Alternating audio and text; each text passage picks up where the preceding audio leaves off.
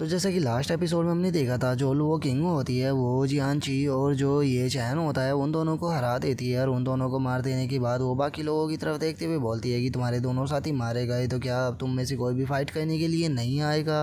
और Luo king के अभी इतना बोलते के साथ ही हम देखते हैं कि वहाँ पर एक काफ़ी मोटा सा पर्सन आने लगता है। और वो वहाँ पर आते हुए बोलता है कि वो कौन है जिसने कि यहाँ पर मेरे अप्रेंटिस को मारा है। जिसके बाद अब हमें इस मोटे बंदे के बारे में बताया जाता है कि ये सोर्स एक्ट का ग्रेट एल्डर है, जो कि डिवाइन ट्रांसफॉर्मेशन रियलम के हाफ स्टेप पर जा चुका है। और उसे वहाँ पर देखकर जो सभी डिसाइबल होते हैं वे भी काफ़ी ज़्यादा खुश हो जाते हैं। और सोर्स एक्ट के ग्रेट एल्डर को वहाँ पर देखकर जो वो जियान एक्ट का ग्रेट एल्डर होता है वो बहुत ज़्यादा शौक हो जाता है। और वो घबराते हुए बोलता है कि ये तो ग्रेट एल्डर है, अगर ये यहाँ पर आया है तो इसका मतलब अब जो सोर्स एक्ट मास्टर है वो इसके हाथों से नहीं बच पाएगी, क्योंकि ये पर्सन बहुत ज़्यादा पावरफुल है। और ग्रेट एल्डर के इतना बोलते के साथ ही हम देखते हैं कि जो लुओ किंग होती है वो सामने आ जाती है। और वो सामने आकर गुस्से में बोलती है कि ओल्ड डॉग तुम वही हो ना जिसने कि मेरे मास्टर को मारा था। और अब लुओ किंग को फाइट के लिए जाता हुआ देखकर जो ग्रेट एल्डर होता है वो उसे रोकने लगता है।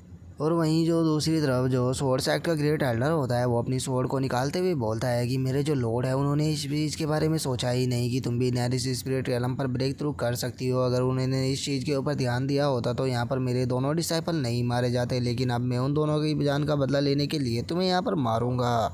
जो सुनकर जो लुओ किंग होती है वो मुस्कुराते हुए बोलती है कि ओल्ड डॉग क्या तुम्हें लगता है कि मुझे मारना इतना ज़्यादा आसान है। और इतना बोलकर वो दोबारा से अपनी 10,000 फायर बर्निंग हेवन का यूज करने लगती है।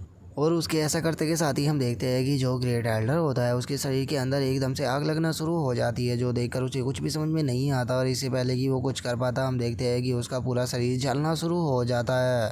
और अब वो शौक होकर लुओ किंग की तरफ देखते हुए अपने मन में सोचता है कि आखिर ऐसा कैसे हो सकता है, ये तो केवल अभी नैरिस स्पिरिट रियलम पर है, तो फिर इसके पास इतनी ज़्यादा पावर कैसे हो सकती है जो कि ये डिवाइन ट्रांसफॉर्मेशन रियलम के कल्टीवेटर को भी ऐसे जला सके। और उसके इतना सोचते के साथ ही अब जो लुओ किंग होती है वो अपने अटैक की पावर को बढ़ाते हुए उससे बोलती है कि ओल्ड डॉग नरक में जाने के बाद मेरा जो मास्टर है उसे माफ़ी मांग लेना।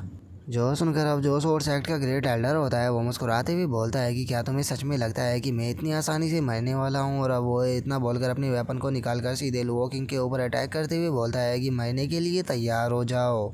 जो देखकर अब जो लुओ किंग होती है वो भी काफ़ी ज़्यादा शौक हो जाती है। और इससे पहले कि वो उस अटैक से बचने के लिए कुछ कर पाती हम देखते हैं कि सोर्स एक्ट के ग्रेट एल्डर का जो अटैक होता है वो सीधे आकर लुओ किंग से टकराता है, जिस कारण अब जो लुओ किंग होती है वो भी इंजर्ड होकर ज़मीन पर गिर जाती है। जो देखकर अब जो सोर्स एक्ट का ग्रेट एल्डर होता है वो हंसते हुए बोलता है कि तुम्हें क्या लगा था कि अगर तुम्हारे पास में ग्रेट फायर की टेक्निक आ गई है तो तुम मुझे यहाँ पर हरा दोगी। तुम्हें नहीं बोलना चाहिए कि अभी भी जो तुम्हारी कॉम्बैट पावर है वो बहुत ज़्यादा वीक है, लेकिन अभी इस चीज़ का पछतावा करने के लिए बहुत ही ज़्यादा देर हो चुकी है, क्योंकि अब जो मेरा स्पीयर है वो तुम्हारे हार्ट के आर पार हो जाएगा। जो सुनते के साथ ही अब जो लुओ किंग होती है वो दोबारा से अपनी फायर अटैक को उसके ऊपर करने की कोशिश करते हैं, लेकिन हम देखते हैं कि जो सोर्स एक्ट का ग्रेट एल्डर होता है वो बहुत ही आसानी से उसके फायर अटैक को काट के उसके ऊपर अटैक करते हुए बोलता है कि क्या तुम्हें लगता है कि मेरे स्पेयर के सामने तुम्हारे ये अटैक चलने वाले हैं। अब तुम्हारे यहाँ पर बचने की कोई भी उम्मीद नहीं है, तो इसीलिए अब तुम मरने के लिए तैयार हो जाओ। जो देखकर अब जो लुओ किंग होती है वो भी समझ जाती है कि वो यहाँ पर नहीं बच पाएगी। और वो अपने मन में सोचती है कि डैम इट, मुझे नहीं लगता कि मैं इसे यहाँ पर रोक सकती हूँ, क्योंकि जो एंसेस्टर है उन्होंने मेरी पावर को तो बढ़ा दिया, लेकिन मेरी जो कॉम्बैट पावर है वो सच में बहुत ज़्यादा बेकार है। और मैं बिना कॉम्बैट एक्सपीरियंस के इसे यहाँ पर नहीं हरा सकती। तो इसीलिए एंसेस्टर प्लीज़ मुझे माफ़ कर देना, क्योंकि जो आपकी ये डिसअपॉइंटेड है इसने आपको डिसअपॉइंट कर दिया है। और उसके इतना सोचते के साथ ही हम देखते हैं कि वो स्पेयर सीधे उससे जाकर टकराने ही वाला होता है, लेकिन तभी हम देखते हैं कि उसके सामने वही बीस्ट आ जाता है जो कि चैन जुआन ने लुओ किंग को दिया था। और अब जो वो बीस्ट होता है वो ग्रेट एल्डर की तरफ गुस्से में देखते हुए बोलता है कि तुम्हारी हिम्मत कैसे हुई ग्रैंडपा के सामने इस तरह से उसके डिसअपॉइंटेड के ऊपर अटैक करने की। क्या तुम मेरे हाथों से यहाँ पर मरना चाहते हो? तुम्हारे लिए सही यही रहेगा कि चुपचाप यहाँ से दफ़ा हो जाओ। और उस बीस्ट के इतना बोलते ही हम देखते हैं कि जैसे ही उससे वो स्पेयर टकराता है वो वहीं पर ही टूट जाता है। जो देखकर तो ग्रेट एल्डर भी बहुत ज़्यादा शौक हो जाता है और उसे यकीन ही नहीं होता कि उसका स्पेयर टूट गया। और अब हम देखते हैं कि उसका जो मुंह होता है वो खुला का खुला ही रह जाता है।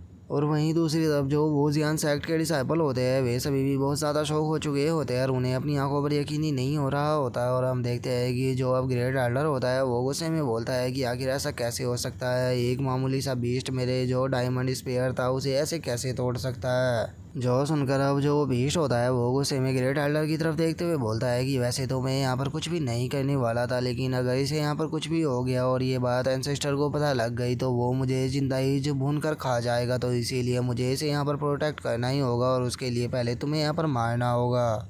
और अब उस बीस्ट को बात करता हुआ देखकर जो लो किंग होती है वो भी काफ़ी ज़्यादा शौक हो जाती है और वो शौक होते हुए अपने मन में सोचती है कि क्या ये बीस्ट बात भी कर सकता है। और उसके इतना सोचते ही हम देखते हैं कि वो बीस्ट अपने साइज को बड़ा करना शुरू कर देता है, जो देखकर तो ग्रेट एल्डर का भी मुंह खुला का खुला रह जाता है और वो शौक होकर चिल्लाते हुए बोलता है, एक मिनट रुको, ये तो ग्रेट ब्लैक थंडर पाइथन है, आखिर ये यहाँ पर कैसे आ सकते हैं। और उसके इतना बोलते के साथ ही हम देखते हैं कि वो जो डीमन बीस्ट होता है उसने वहाँ पर अपने का साइज को काफ़ी बड़ा कर लिया होता है और वो देखने में भी काफ़ी पावरफुल लग रहा होता है। और यहाँ पर हमें इसकी कल्टीवेशन के बारे में बताया जाता है कि ये डाउ रियलम पर है और अब उसे अपने सामने देखकर तो जो सोर्स एक्ट का ग्रेट एल्डर होता है उसकी हालत ही ख़राब होने लगती है और उसे कुछ भी समझ में नहीं आ रहा होता कि वो अब यहाँ पर क्या करे। और वहीं दूसरी तरफ जो वो किंग होती है वो उस डेमोनिक बीस्ट के उस रूप को देखकर काफ़ी ज़्यादा शौक होते हुए अपने मन में सोचती है कि ये तो वही डेमोनिक बीस्ट है जिसने कि जब मैं 9 डेथ रियलम में गई थी वहाँ पर मेरा पीछा किया था और ये मुझे लगभग मार ही देता। मैंने कभी भी नहीं सोचा था कि जो एंसेस्टर है वो मेरी प्रोटेक्शन के लिए इसे यहाँ पर भेजेंगे।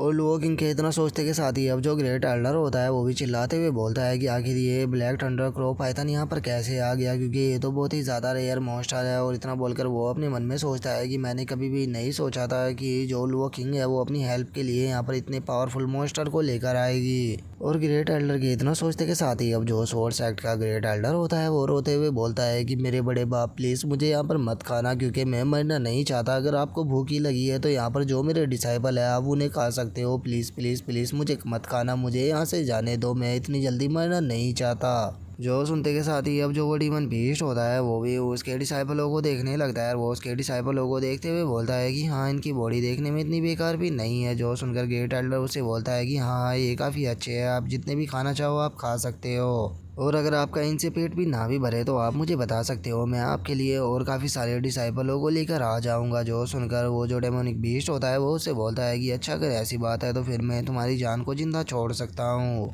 और उसके इतना बोलते हुए हम ग्रेट एल्डर के पीछे देखते हैं जहाँ पर कि उसने एक नाइफ को पकड़ा होता है और उस नाइफ से उस डेमोनिक बीस्ट के ऊपर अटैक करते हुए बोलता है कि चलो एक्टिंग बहुत हो गई, अब मरने के लिए तैयार हो जाओ। तुम्हें क्या लगा था कि मैं तुम्हें यहाँ पर ऐसे ही अपने डिसाइपलों को खाने दूंगा। जो देखते के साथ ही अब जो लुओ किंग होती है वो घबराते हुए उस डेमोनिक बीस्ट से बोलती है कि सीनियर को पाइथन प्लीज़ संभल कर। तभी जो ग्रेट एल्डर होता है वो भी चिल्लाते हुए बोलता है कि ध्यान से, वो अटैक तुम्हारी तरफ आ रहा है। जो सुनकर जो सोर्स एक्ट का ग्रेट एल्डर होता है वो हंसते हुए बोलता है कि इस चीज़ के लिए अब काफ़ी ज़्यादा देर हो चुकी है, क्योंकि अब तुम चाहे लो कुछ भी क्यों ना कर लो लेकिन वो मेरे अटैक से नहीं बच पाएगा। और इतना बोलकर वो अपने मन में सोचता है, ओह मैंने तो कभी भी नहीं सोचा था कि जो हेवन है वो मेरे ऊपर इतना ज़्यादा मेहरबान होगा कि मुझे इतने पावरफुल डेमोनिक बीस्ट को दे देगा। अब इस डेमोनिक बीस्ट की मदद से मैं फाइनली डाउ किंग रियलम पर ब्रेक थ्रू कर लूँगा। और सोर्स एक्ट के ग्रेट एल्डर के अब इतना बोलते के साथ ही जो हमारा आज का एपिसोड है वो यहीं पे कंप्लीट हो जाता है। तो नेक्स्ट एपिसोड में देखिए कि आगे क्या होता है। अगर आप लोगों को वीडियो अच्छी लगी हो तो लाइक करना, चैनल को सब्सक्राइब करना। मैं मिलता हूँ आप लोगों से नेक्स्ट एपिसोड में, तब तक के लिए बाय बाय गाइस।